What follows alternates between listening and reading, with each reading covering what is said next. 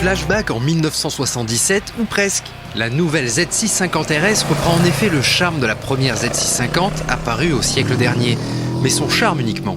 Car déclinée du roadster Manga Z650 moderne, cette moto aux accents vintage est une néo-rétro très actuelle, qui se singularise également de sa sœur de gamme en dynamique.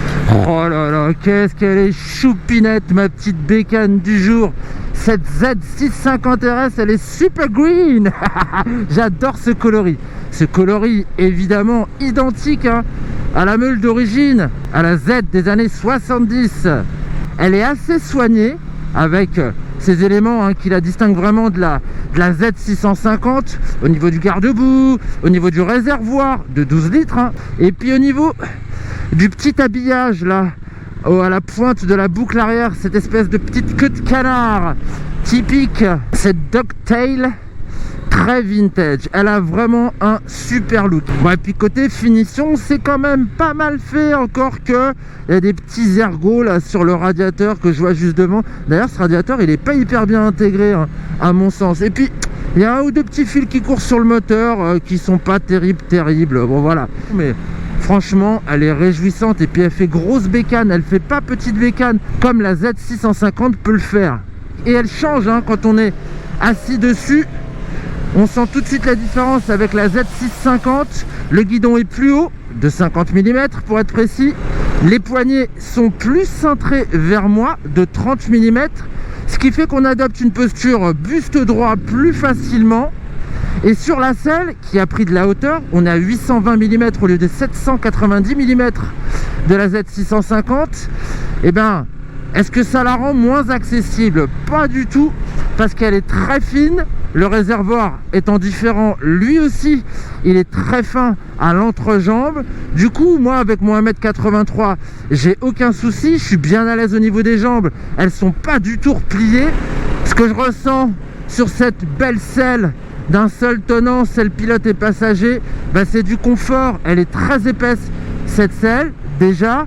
Et secondo, les suspensions sont souples, les suspensions me ménagent.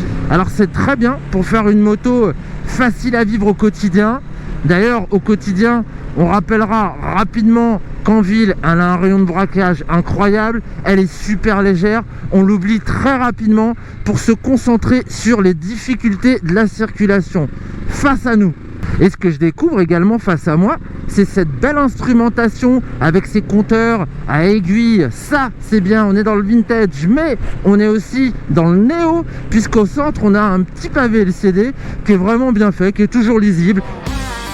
Jolie planche de bord en effet, comparable à celle de la grande sœur Z900 RS, avec vitesse et contour à droite, et cet écran numérique au centre. Il renseigne sur le niveau d'essence, la température moteur, le rapport engagé et donne également la conso moyenne ainsi que la conso instantanée. Tiens, il y a même le voyant d'éco-conduite Kawa, cet indicateur qui permet de rouler plus vert. Mais apparemment, tu ne l'as pas vu. Ah, on commence à tordre la poignée. Mais quand on tord la poignée, là, les suspattes s'enfoncent copieusement. Franchement, c'est vrai que c'est vraiment souple, notamment de la fourche. C'est peut-être pour ça que je ressentais autant de confort. Dans le sinueux, je la trouve finalement perfectible à ce niveau-là. Et puis, je sais pas, c'est pourtant du Dunlop Sportsmax Road Sport 2 que j'ai là sur mes deux belles roues dorées. Mais j'ai pas un super feeling avec ces gommards. Pourtant, il y a du grip ici, à Marseille, dans l'Espigoulier. Il y a beaucoup de transfert de masse avec les suspensions. Et du coup, entre la fourche qui met le pneu en contrainte à l'avant, et sur les gros freinages, parce que gros freinage il peut y avoir grâce aux étriers double piston Nissin à fixation axiale, pas radiale, mais quand même gros freinage avec ces grands disques de 300 mm à l'avant, et l'ABS entre en action un petit peu trop rapidement à mon goût. Mais bon, après, voilà, c'est vraiment en conduite ultime. Pour le reste, on s'amuse quand même, je vous rassure. Elle est facile à placer parce qu'elle est légère. Vous pouvez très rapidement enchaîner les virages, les gauches avec les droites. Il y a no problème.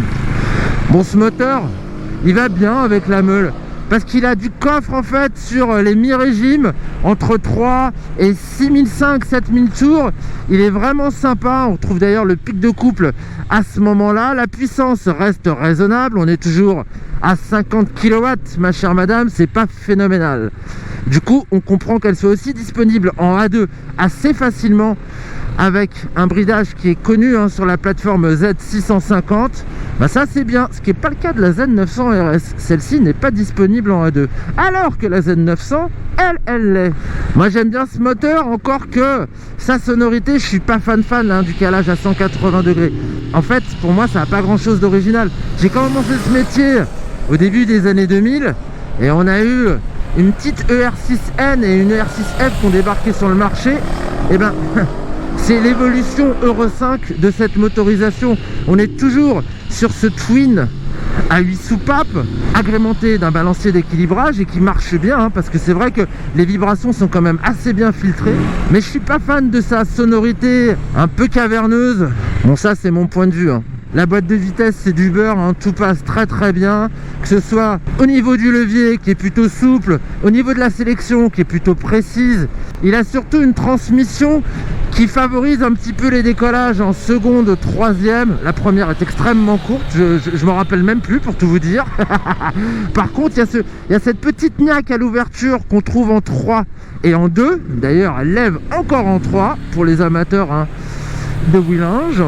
Elle est très attachante. Après reste son prix. Je le trouve un petit peu cher, Adrien, moi, au niveau justement d'une Triumph Trident. Eh bien non, c'est quasiment le même tarif, 8 449 € dans ce coloris vert. Le même prix pour la livrée gris ébène, mais 200 € de moins pour la noire vendue 8 249 €. Une Trident 660, c'est 8 345 €. Alors certes, on dépasse la XSR 700 vendue 8 299 €, mais cette Z650 RS transmet plus d'authenticité au rayon vintage.